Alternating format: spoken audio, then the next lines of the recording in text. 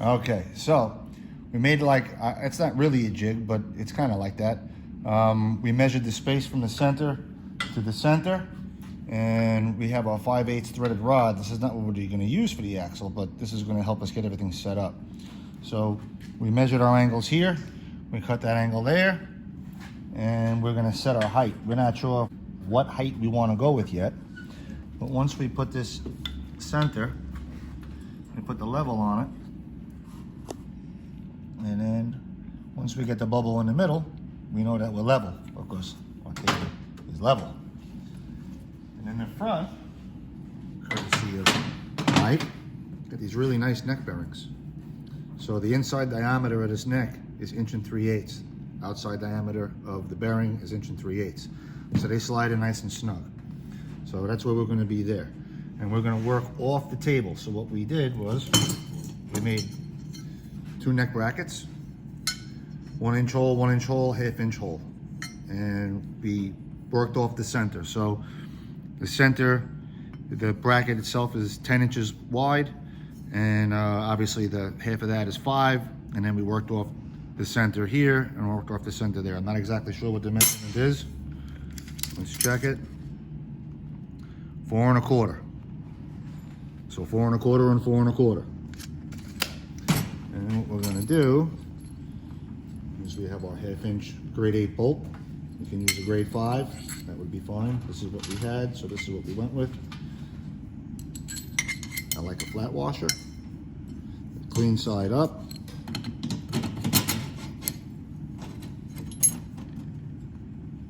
Okay, and then we're going to put this on the bottom. I'm going to go clean side up. It's easier to weld that way. And put that on there like that. Now when we make our forks, they're going to slide right through here. We're going to work off this front edge because we know that edge is true. And we may loosen these clamps up, slide the bike back, and then we'll have an edge that we can work with here where the tubes could lay exactly straight. And then we'll level them all out, make sure it's all level, and then we're going to set our height. So we're not sure exactly how high we're going to come with the bars. Probably going to go with a straight bar across. You know, if you want drop bars, you just set them lower. If you want them up, but we might kick these fork bars forward, so your arms will be a little further forward. Because at here, if you're sitting here, you might be a little too far back. So Harrison has jumped up there a couple times just to see how it feels, and that's where we're at. And over here we have a different build. This is what Mike is building. Much more difficult frame because it's got to go all the way around and up to the neck. So it's a beautiful frame. And when you have a tubing bender, you can pretty much make whatever you want. So really happy to have that tubing bender working for us. And we're gonna get set to make the forks and get the back set up, and we'll check back in.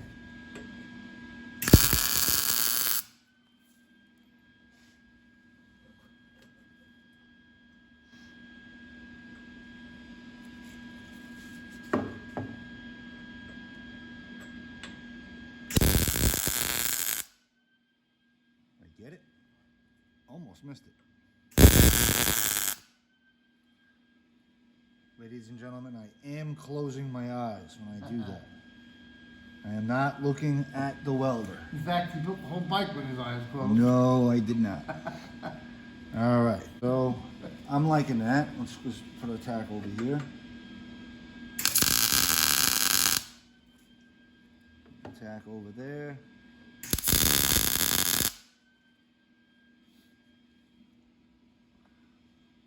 Okay, I like it. All right, so we're learning on the fly over here, and what we figured out was either we need to make our neck longer, or we need to come with a bend away from the bottom of the neck, because when we put this bracket here, we went to turn our handlebars, we couldn't turn them. So what we did was, to compensate for that, is we made a sleeve coming down here to locate to the bottom triple tree, and spaced it out. So that's something that we would address in the next build. Now we know better because we're learning on the fly.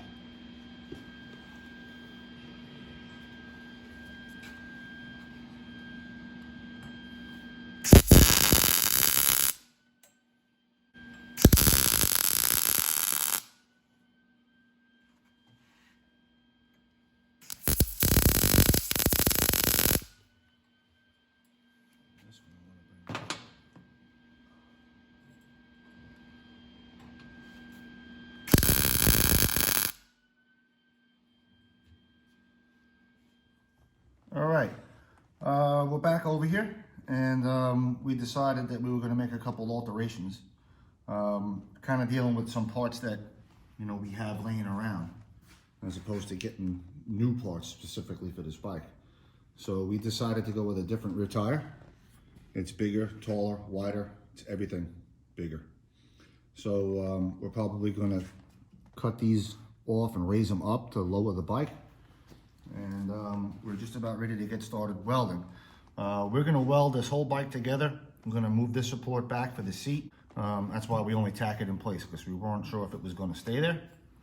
And we're going to weld everything together on this bike except for the axle tabs and the engine plate. This way we can move the engine either way once we figure out the spacing on the rear axle. So that's what we're going to get started doing.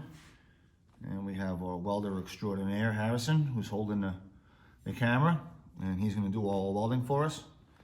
And if we can later, we're going to get to some welding on this one too. So that's the one behind me. So our goal for today is to get this all welded together, get it all spaced out, and get it off the table. And see how we like the height, because, you know, we can change anything. That's what the really good thing about cutting and welding. You can put anything where you want it. So that's what we're going to get started doing. So we'll check back in.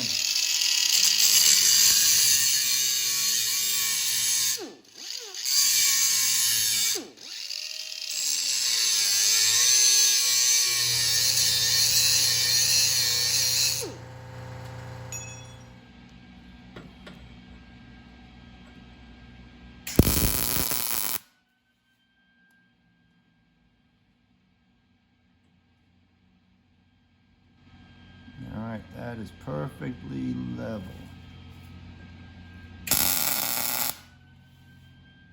All right, so we have a few different plates that we can go with, engine plates that is. I think I like this particular plate better. It's got almost like angle line on each side.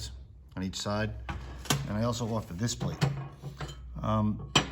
This plate, it just doesn't seem to fit the way I would like it to fit, plus it leaves a lot more open space. So we'll use this for something else. We were able to install our rear tire, make our spacers, and get the tire dead center. So we made a spacer here and a spacer here. Okay, so now that we have the tire dead center, we need to space our engine either way, left to right. So what I found was 2 pieces of steel that measured to be the same thickness. And we're going to drop this engine with the plate. It's already bolted on, as far forward as possible so it's square.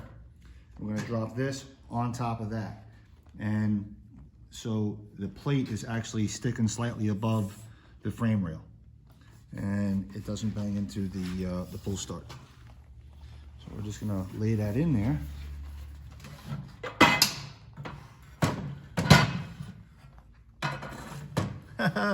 It didn't fit. Okay, we might have to go a different route. I might have to take the plate off and then bolt it back together while it's in the bike, or take something off. I would like to just kind of slide this in there, but it doesn't seem like it's going to happen.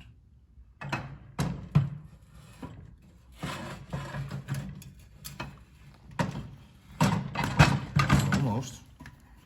Take the gasket off. It's not going to happen either.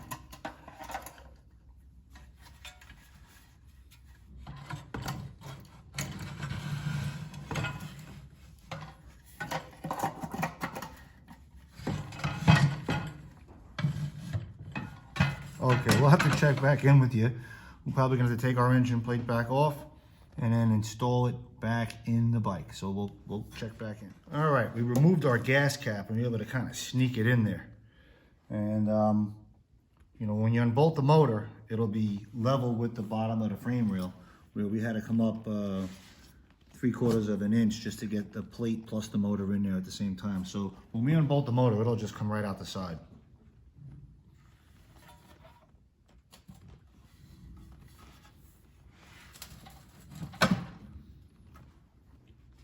Well, much to our dismay, we had to reverse the plate. We had the plate on the wrong side. So we couldn't get the motor over as far as we wanted to. So we have this piece of flat stock. It's actually square tubing is what it is. I can't say that it's a machinist's rule, where that would mean that it was dead straight. But I'm looking down it, and it looks really straight. So we clamp that onto the edge of the sprocket, and it's right up against the other sprocket on the inside. And from where I'm sitting, that's looking really good. We're gonna have a fairly long run with this chain, so we're gonna end up putting in a chain tensioner about midway, and that'll help the chain to stay located. So we're gonna tack this engine plate in place, and then most likely from there, we're gonna unclamp the bike, and then we're gonna set it down, and we're gonna start getting the front axle squared away. So we'll probably put the bike up on blocks, and then make some plates for the front axle, and then get the front axle spaced correctly, and we'll work from there. All right, so the frame looks a little different now.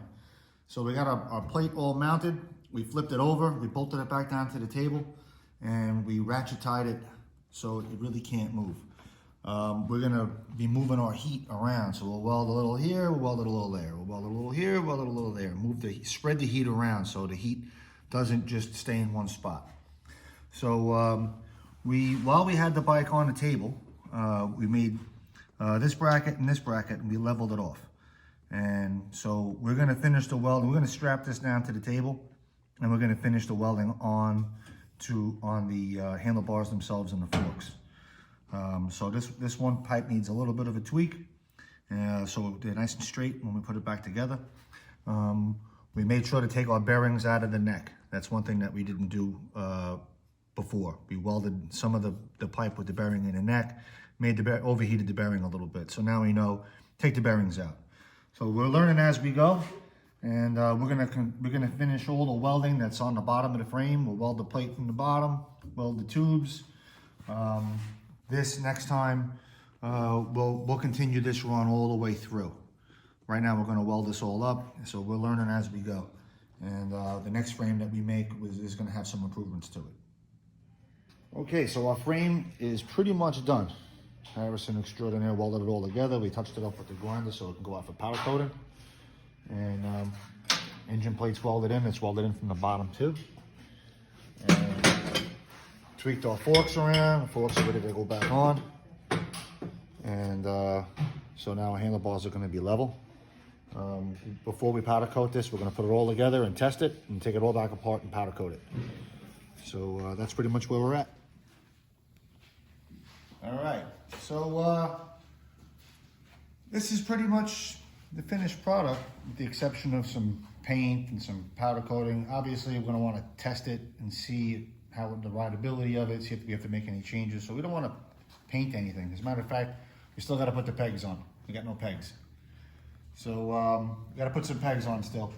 But, you know, bolted the engine back on. We used a 40 series chain and just a regular clutch, spaced out the front wheels, put the forks back on, some grips, brake cable, mounted the brake bar, and the bracket for the brake cables. You can run a foot brake, you can run a hand brake, many different options that you can go. Now they even make hydraulic brakes. You get them in the package, and they're already pre-bled. Comes with a brake handle, a master cylinder, a brake line, and a caliper, all pre-bled. Just stick it on the bike, make a bracket.